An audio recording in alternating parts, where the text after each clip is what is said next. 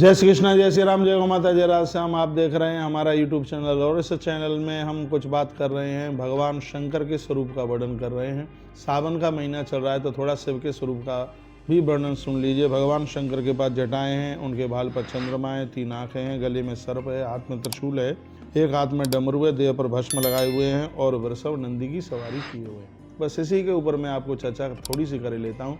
भगवान महादेव की जटाओं का क्या महत्व है, 3 नेत्रों का क्या महत्व है, डमरू और त्रिशूल का क्या महत्व है, देह के ऊपर लगी हुई भस्म का क्या महत्व है और वो जो वृषभ नंदी पर बैठते हैं उसका क्या महत्व है, ये सुन लीजिए। हमारे ग्रंथों में, लिंग पुराण में तो बड़ा अद्भुत वर्णन किया है और उसी से ये बात मैं आपके बीच में रख रहा हूँ, जिसको सुन करके आपको बहुत अच्छा लगेगा। पहले आपको हर हर महादेव बोलना पड़ेगा और घर घर महादेव बोलना पड़ेगा।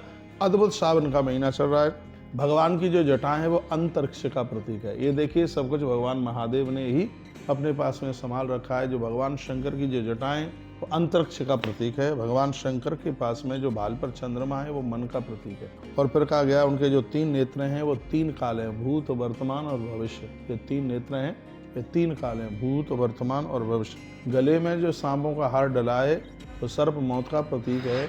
इससे पता लगता है कि भगवान महादेव ने मृत्यु को भी अपने अधीन कर रखा है। तत्पश्चात जो त्रिशूल है वो 3 प्रकार के शूल यानी 3 तरह के दुख हैं, अध्यात्म, आदि दैविक और आदि भौतिक त्रिशूल। उसके बाद में जो डमरू है, नाद, वो शब्द का प्रतीक है। उसके तत्पश्चात शंकर जी के पास जो उनकी देह पर भस्म लगी हुई है, ये इस बात का प्रतीक है कि संसार नश्वर है, ये सब समाप्त होने वाला है। और जो उनके पास जो वृषभ है, नंदी जिसे कहते हैं, ये धर्म का प्रतीक है। यानी भगवान शंकर की शरण में, शिव की शरण में जाओगे तो इसका अर्थ क्या है, जटाएं यानी अंतरिक्ष। आकाश जितना ऊंचा है उतनी ही आपकी ऊंचाई बढ़ जाएगी, हाइट से नहीं, आपका प्रभाव बढ़ जाएगा संसार में। भगवान शंकर की जटाओं का दर्शन करने से हम संसार की जंजालों से मुक्ति को पाते हैं। भगवान शंकर की जटाओं को अंतरिक्ष का प्रतीक माना गया है। भगवान शंकर के माथे पर विराजित चंद्रमा को मन का प्रतीक माना गया है। जो भगवान शिव की आराधना करेगा उसका मन स्ववश में हो जाएगा, अपने वश में हो जाएगा, इसमें कोई संशय वाली बात नहीं है। 3 नेत्र यानी तीनों काल, भूत, वर्तमान, भविष्य, उनके तीनों काल सुधर जाएंगे जो भगवान की शरण में जाएगा। सर्पहार यानी मौत भगवान के अधीन है तो मृत्यु हमारा और आपका भी कुछ नहीं बिगाड़ पाएगी, इसलिए उनका नाम महामृत्युंजय देव है। वो मौत के ऊपर विजय प्राप्त करा देते हैं। ऐसे भगवान नवरदानी महाशिव है। त्रिशूल उनके हाथ में है तो तीनों दुख अध्यात्म, आदि दैविक, आदि भौतिक, दैहिक, दैविक, भौतिक तापा, राम राज का हुए नहीं व्यापा। ये भगवान की बड़ी विशेषता है। जो उनकी शरण में चल करके आता है कि तीनों दुख उनके पास में रहते ही नहीं है। अगली बात कही है डमरू। डमरू कहते हैं नाद, नाद कहते हैं शब्द।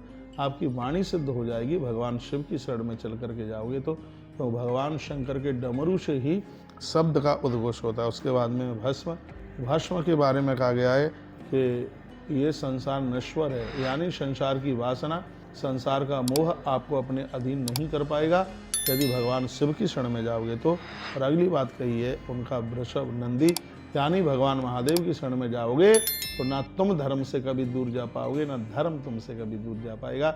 मैंने थोड़ी सी कुछ बातें मैंने आपके बीच में रखी, आपने सुना, आपका बहुत बहुत धन्यवाद। सावन का महीना चल रहा है, भगवान महादेव को पूजिए, वंदन प्रणाम कीजिए, जल चढ़ाइए, उनको आरती कीजिए, धूप दीप के द्वारा भगवान को आप प्रसन्न करें। भगवान का एक एक स्वरूप हमारे लिए कल्याण का विषय है, वो कल्याणकारी है।